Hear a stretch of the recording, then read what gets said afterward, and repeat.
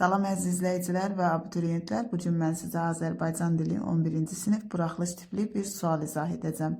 Əgər izahımı bəyənərsəniz, videonu bəyənməyi və ətrafdakılarla paylaşmağı unutmayın. Sualımız belədir. Mübtəda, zərflik xəbər sxeminə uyğun cümləni müəyyən edin. Deməli, 2 dənə zərflik olmalıdır cümlədə. Əvvəlcə cümlələri sintaktik təhlil edirik. Yadda saxla, sintaktik təhlilə həmişə xəbərdən başlamaq daha məqsədə uyğundur. Çünki xəbər adətən cümlənin sonunda gəlir. Xəbərin yeri demək olar ki, əgər cümlədə inversiya baş verməyibsə, sabitdir. Demək cümlənin sonunda gələcək. Bir də ki, mübtəda, tamamlıq və zərflik xəbərlə sintaktik əlaqəyə girdiyinə görə, həmin cümlə üzvlərində xəbərə sual verməklə asanlıqla tapmaq olur.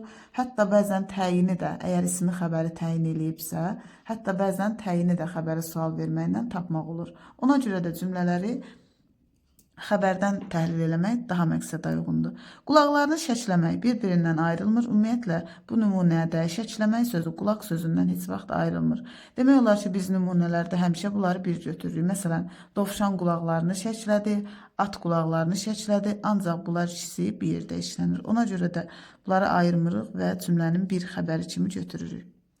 İndi sual veririk. Hansı cümlə üzvünü tapmaq istəyiriksə, həmin cümlə üzvünün sualını veririk. Nə qulaqların şəklədi? At. Nə zaman qulaqların şəklədi? Canavarı görəndə.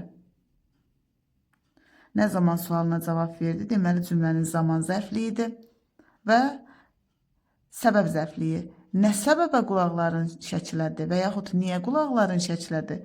Qorxub. Keçirik ikinci cümləyə. Getmişdi. Kim getmişdi? Sabir. Hara getmişdi? Parka. Kimi ilə getmişdi? Dostları ilə. Kimi ilə sualı tamamlığın sualıdır. Deməli, dostları ilə olacaq cümlənin tamamlığı. Üçüncü cümlə. Dayanmışdı. Kim dayanmışdı? Şəfəq. Necə dayanmışdı? Əllərini qoynuna qoyaraq.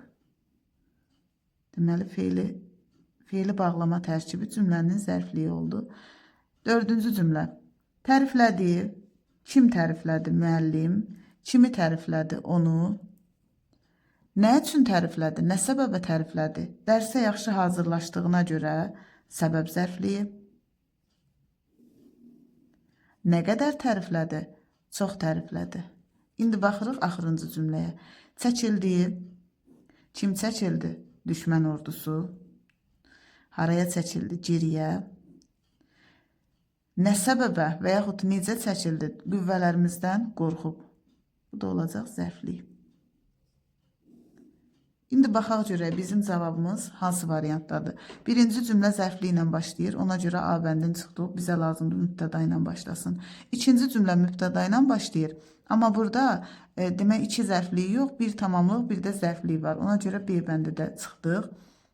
Şəfəq əllərini qoynuna qoyaraq dayanmışdı. Üçüncü cümlədə bir mübtəda, bir zərflik, bir xəbər var. Bizə lazımdır 2 zərflik olsun. Ona görə C bəndində çıxdıq.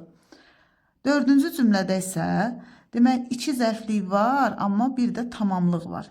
Tamamlıq olduğuna görə deməli D variantı da olmayacaq düzgün cavab. Amma E bəndində çəkildi xəbər, düşmən ordusu mübtəda. Qüvvələrimizdən qorxub bir zərfli idi, geri sözü isə ikinci zərfli idi. Deməli, bizim cavabımız olacaq E bəndi.